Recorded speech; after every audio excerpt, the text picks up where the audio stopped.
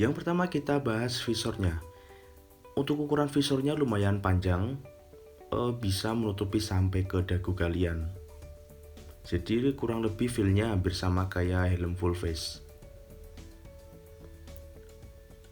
Terdapat juga pin lock post. Kalian tinggal beli pin lock, bisa langsung dipasang di helm ini. Ada lock sistemnya juga ketika visor dibuka. Jadi biar visor nggak turun secara tiba-tiba ketika kalian angkat. Untuk nyopot visornya juga sudah gampang, ini ada tuasnya, tinggal ditarik. Di bagian kiri bawah juga ada lock system ketika visor ditutup.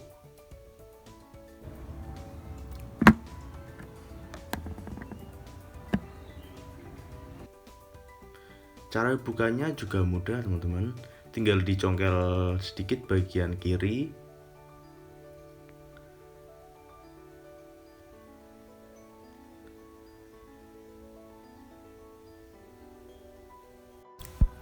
Untuk diffusernya sangat simpel, tinggal di slide ke depan sama ke belakang buat membuka tutup diffusernya.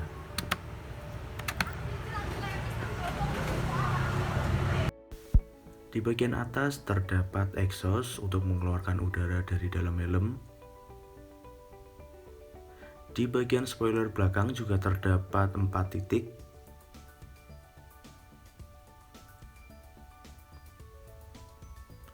Di bagian kanan dan kiri helm juga terdapat exhaust kecil yang jadi satu di spoiler.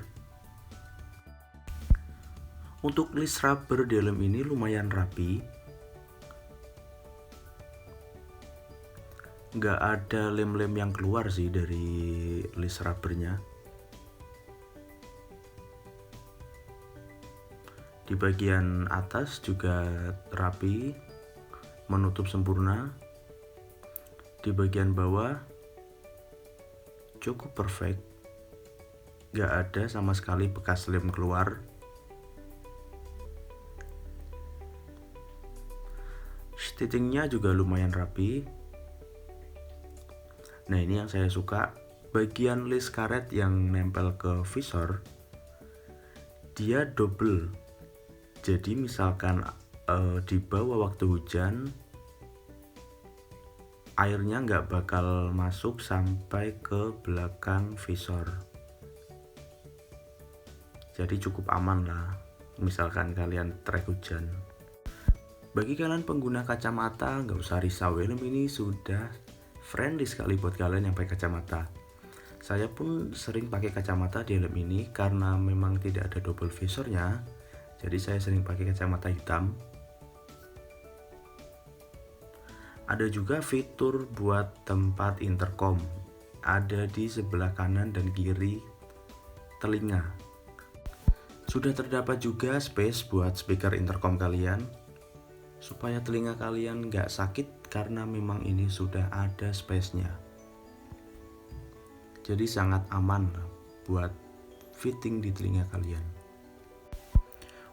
Untuk melepas busanya pun cukup gampang. Penguncinya cuma satu di bagian kanan, sama ada velcro yang di bagian atasnya. Lebih gampang misalkan mau cuci. Helm ini sudah pasti menggunakan double D-ring, lebih safety lah. Untuk helm-helm sekarang sih rata-rata sudah pakai double D-ring ya. Untuk berat helm ini sendiri sekitar 1400 gram plus min 50. Untuk sekelas helm Airfast menurut saya ini lumayan berat. Untuk berat segini sih biasanya buat di helm full face ya. Helm ini tentunya sudah SNI ya teman-teman. Nah untuk finishingnya yang ini saya sayangkan sekali. Terdapat tekstur kulit jeruk yang menurut saya sih terlalu kelihatan ya. Entah ini punya saya aja atau punya teman-teman pun sama. Jadi ini sangat kelihatan ada tekstur kulit jeruknya.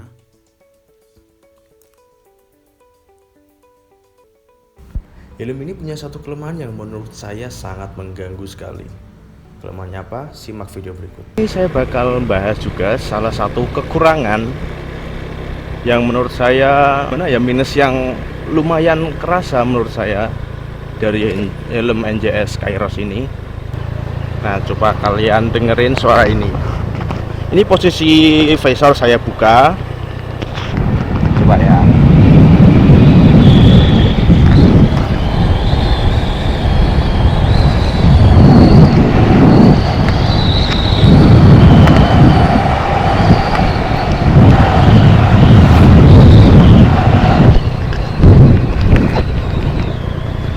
Gimana? Udah kedengeran? Bentar.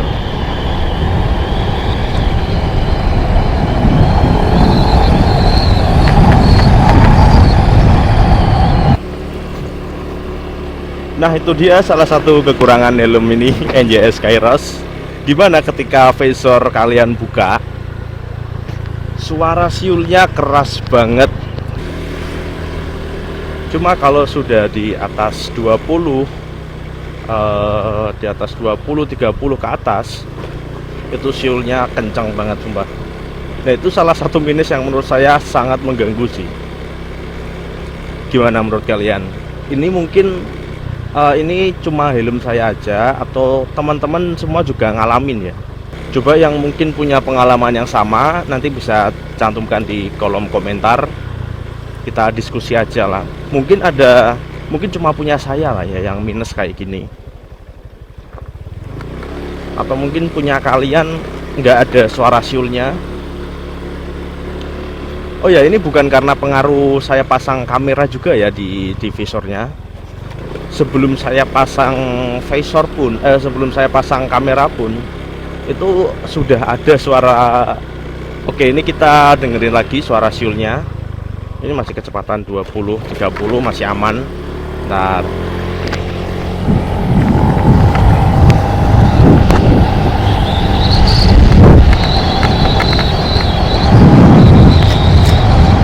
ini kecepatan 50.